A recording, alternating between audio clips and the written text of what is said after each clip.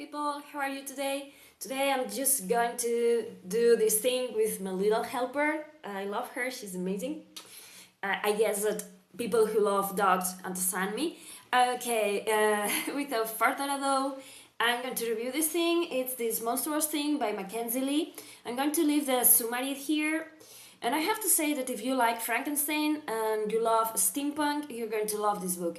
Here we have like this sort of retelling of Frankenstein, and we also are going to find like sort of a mix with a retelling of sort about Mary Shelley.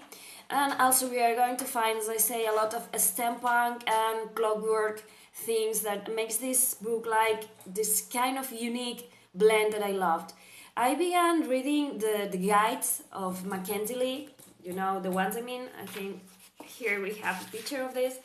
I began with the Gentleman's Guide to Vice and Virtue, and then I had to read everything she wrote because I love how she develops the characters, and I love how she tells the story, and I love how different she is from anything else I have ever read.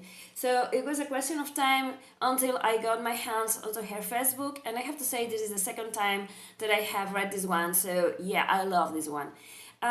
This book begins with a guy who resurrects his brother, and he tells the brother that he has been killed by another person, but that it's a lie. Alasdair, that's that's our main character, kills his brother, and there is this dark secret why he has done so, and we are going to follow him in this book. Well, he is trying to figure out how to deal with the monster that she has created, because his brother Oliver has come back, but hasn't exactly come back as he was before. He has come back as something more, as something different, as something monstrous, and we find the action in a society that doesn't accept people who are different. There's people who have lost a limb in a war. There is people who has born maimed, and the people doesn't accept those people who just change themselves and put clockwork things into them. Maybe this person that has lost his leg should remain without a leg instead of putting a clockwork leg. And it's like they are being persecuted and they are being vilified and they're treated like they're something less than they were, because it's like if God intended you to be metal, you have been born a seabird, but you are intended to be like you are flesh and bone, so you are an abomination. And I love that this book makes you think also about people who are different, who are born with some kind of disability or that born different, and how the society and the people itself treat those that are different. And I love that this book makes you think about what really is a monster. I mean, Oliver comes back different, but he comes back different because he simply is a monster now, or he comes back different because he's been resurrected against his will, and he finds himself enclosed in a castle or in a room, and he has to be kept apart because people will be scared of him. Is that what makes him a monster? Just being detached from society, being told what he has to do, being kept apart because people won't understand what he is. I mean, I think that it's a very powerful message. I mean, is the monster made?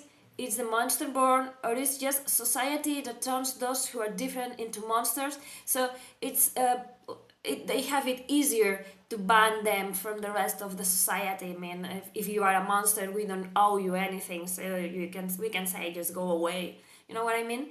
I love all the characters of this book. I love the two brothers. I love there is this Alasdair is the brother that resurrects Oliver, and he finds another girl who's, I don't remember exactly the name, I was just looking for it and think it's Clementine or something similar. And I love all the characters in this book. Also, there's this mad scientist. You will see him that he's obsessed with returning life to people, and he's obsessed with fusing clockwork technology with human flesh. And I love that there is this I don't know how to say exactly this, that even in his craziness, this mad scientist, it's like he believes he's doing the right thing. I love the different characters that we are going to find. I love that Alasdair family is trying to help those who are different, and that they think that people who have lost a limb or people who have been born without it deserve to have this limb, even if it's mechanical. And they are like the shadow boys, it's how they are called when they're helping people get mechanical limbs, because they have to hide from society. And the people who have those mechanical limbs have to hide themselves too, because if they're discovered, as I say, they're shunned by the society because they don't want anyone who's different. And I love that sometimes these people get into trouble because they are trying to help, they're trying to do what they think is best. And I love these strong characters, and I love that Alasdair is, during all the book, he knows he's a good mechanic, and that he knows that he's a good melder of flesh and mechanic things. And I love that he is in a place where he's thinking, did I do right by my brother by bringing him back? Because the thing is, I brought him back because I love him, and I don't see a wall where we aren't together. But did I do right? Is that my brother? Is that a monster? What did I do? Because now he finds that he has to keep this secret about having brought back his brother, and that in some way it's has him chained to his brother, because he wanted to do lots of things. He wanted to go to university, he wanted to left where he is, but he can't, because then his brother it's left alone. And he's like in that place where he's thinking, should I leave, should I stay, should my brother die, should my brother be alive, is he really alive, where is he? And I love that he's in that conundrum, and that he's trying to find his way out. And I love that he's this person who had done the right thing. He has brought his brother back, but now he's beginning to think he has done the wrong thing by bringing his brother back. And I love all these reflections we have about life, about what makes a person human. It's that body, it's that the mechanical parts, it's that who we are, it's something inherent of humanity.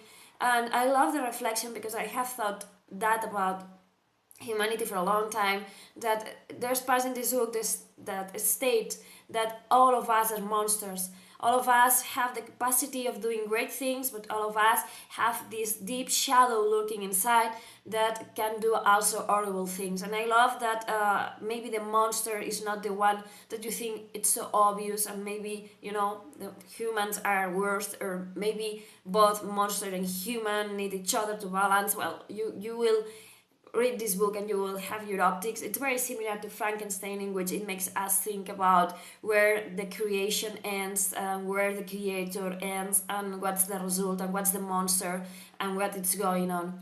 I have to say that I love Mackenzi Lee, because she has plots there and stories that are amazing, that you read them easily because you are really sucked into the book and you cannot let it go. And I love that how she writes, because the messages that she puts in her books are so amazing and so powerful. It makes you think about society, it makes you think about the position of women, it makes you think about what we can do versus what we should do.